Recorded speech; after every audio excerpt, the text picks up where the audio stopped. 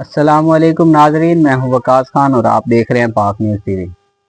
خبر شامل کرتے ہیں جنگ سے۔ ہمارے نمائندے محمد الیاس خان کی رپورٹ کے مطابق جنگ کی ضلع انتظامیہ نے اعلان کیا کہ سیلاب نے 250 دیہات کو لپیٹ میں لے لیے۔ ڈپٹی کمشنر علی اکبر نے کہا ہے کہ دریائے چناب تریمو کے مقام پر پانی کی آمد اور اخراج 4.5 لاکھ کیوسک ہے۔ انہوں نے کہا کہ سیلاب سے 250 دیہات متاثر ہوئے۔ متاثرین کی بحالی کے لیے ریسکیو اینڈ ریلیف آپریشن جاری ہے۔ ڈپٹی کمشنر نے یہ بھی کہا کہ متاثرین کو خوراک اور مویشیوں کے لیے چارہ فراہم کیا جا رہا ہے۔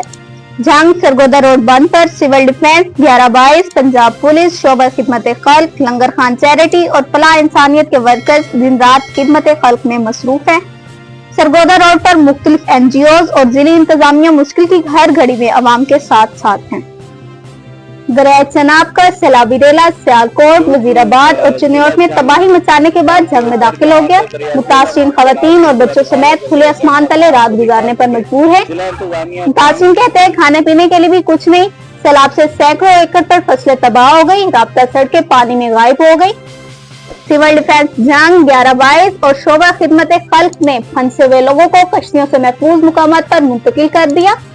ملتان میں سیلاب سے تحصیل شجاع آباد کی فصلوں میں پانی داخل ہو گیا، جس سے 140 دیہات پانی سے متاثر ہوئے۔ جہاں پہ بزرگوں کو ریسکیو کیا ہے متعلقہ ضلعی انتظامیہ نے اور متعلقہ ادارے موجود ہیں، ان سے بات کرتے ہیں۔ پاکستانی مرکزی مسلم لیگ آپ سعید صاحب والے ویلکم، کیا حال ہے بابا جی؟ ٹھیک ٹھاک، اللہ کا شکر ہے۔ کی نام ہے تھوڑے؟ احمد بخش نے۔ کیڑی جگہ تے پھسے ہوئے سی؟ علی ولی فلور پمپ لگے جہاں سائڈ تے۔ کیڑا تھوڑا جگہ؟ موضوع دا کی نام؟ موضوع حبیب بلی حبیب۔